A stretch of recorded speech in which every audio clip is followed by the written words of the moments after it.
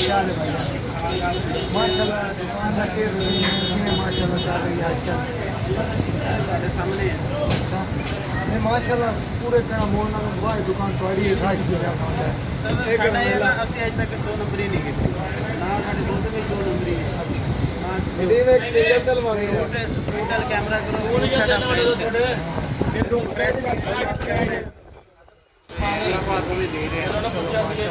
तो भी ਜਿਹੜਾ ਪੈਸਾ ਲਾਉਂਦੇ ਨੇ ਜਿਹੜਾ ਆਮ ਹੁੰਦਾ ਨਾ ਆ ਡੇਰਿਆਂ ਵਾਲਾ ਕਾਲ ਗਾਇ ਦਾ ਨਹੀਂ ਬੱਚਾ ਗਾਇ ਦਾ ਨਹੀਂ ਇਹ ਡੇਰਿਆਂ ਵਾਲਾ ਘਰ ਵਾਲਾ ਜਿਹੜਾ ਉਹ ਲਾਟੀ ਨੇ ਤੇ ਫਿਰ ਕਿਤੋਂ ਆਪੇ ਦੇ ਜਾਂਦੇ ਨੇ।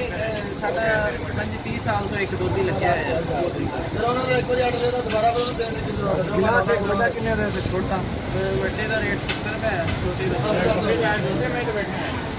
अस्सलामुअलैकुम फ्रेंड, कैसे हैं? उम्मीद करता हूँ सब खैर खैरियत से होंगे। आज हम आपको गड़ा मोड़ की मशहूर दुकान शेरबानी पे लेके जाते हैं।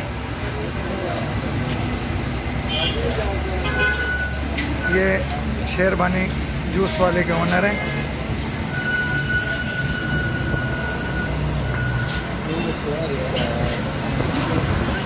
वहीद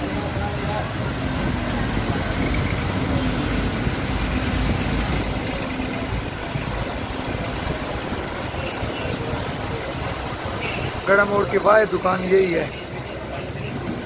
एक मिनट